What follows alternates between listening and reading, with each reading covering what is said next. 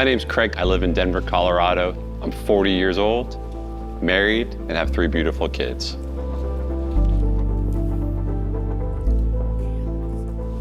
My name is Alexandria, and I am 38 years old. Blind, bougie, and beautiful, but really independent, strong, and determined.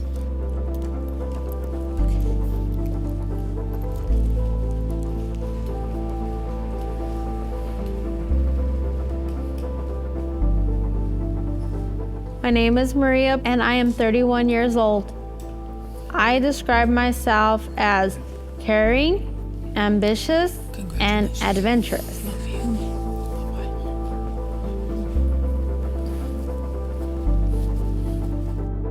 Hey Marie, we have a letter from Craig.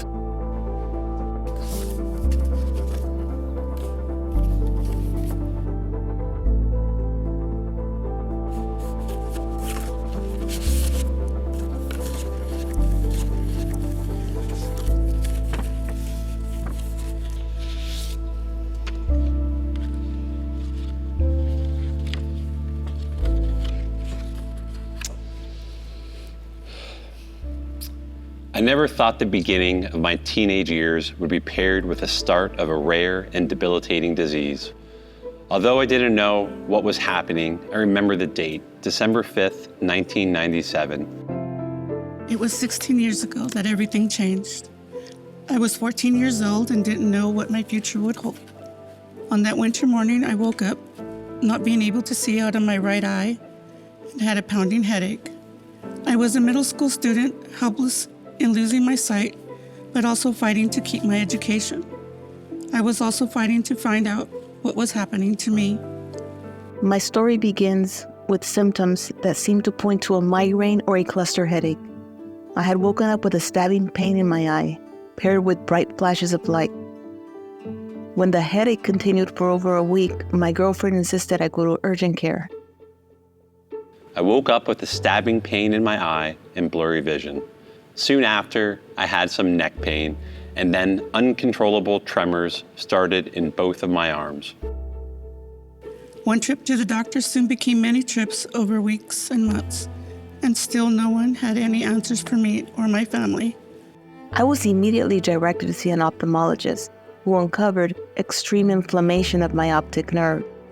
I became fully blind and paralyzed from the chest down. At times, I felt like the doctors didn't believe me.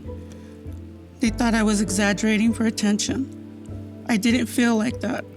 I had a voice. I remember seeing a neurologist and being told I had multiple sclerosis.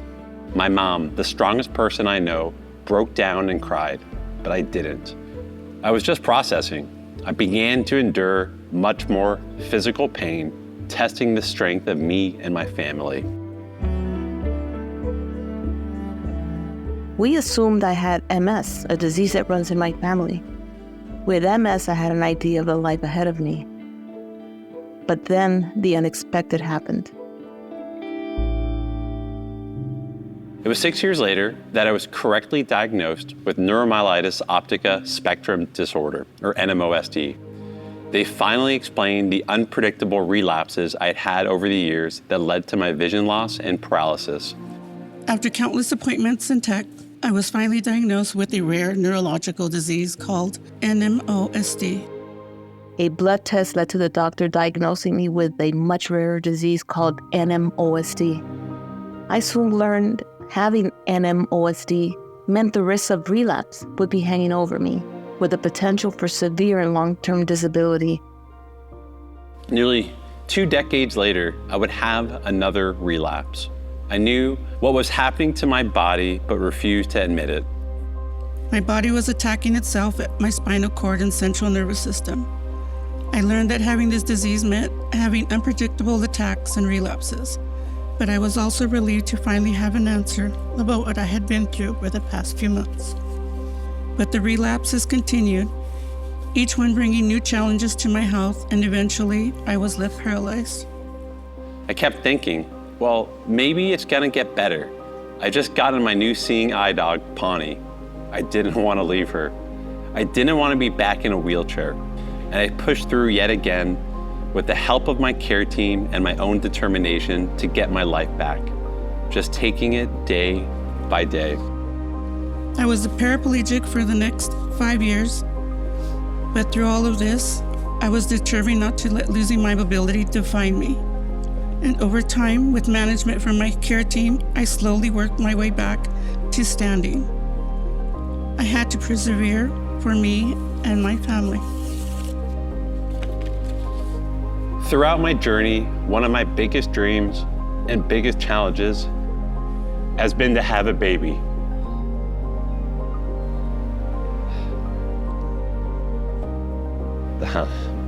Sorry, hold on. So, all right. My husband and I have tried for many years. I haven't been able to get pregnant. Recently, my sister decided to be our surrogate. I feel so blessed. Throughout my journey, my family, including my sweet dog Bambi, had been my motivation. I wouldn't be where I am today if it wasn't for them. They helped me maintain my independence as best I can and do the things I love. It was me. A lot of what she said is, I feel like what I've gone through. So even with all the love and support of my family, finding the NMOSD community made me feel like I wasn't alone in this disease. This rare disease connects us, and we know we're not alone. Her letter to me was like almost a ditto of yours. To be so young, to know what you wanted. You had plans, you always talked about what you wanted to do. And thanks to you guys, I am strong. I am independent. I am who I am because you guys never gave up. You never gave up on me. Thank you. Love you. Love you too.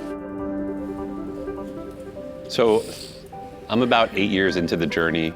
It's been an evolution. The first 2 to 3 years, it's constant. You're just thinking about the boogeyman behind the door, or like you wake up in the morning, you're like, is this my day? Hearing the stories and being able to share my own has, for me, released over 20 years of pent-up frustration and emotional pain.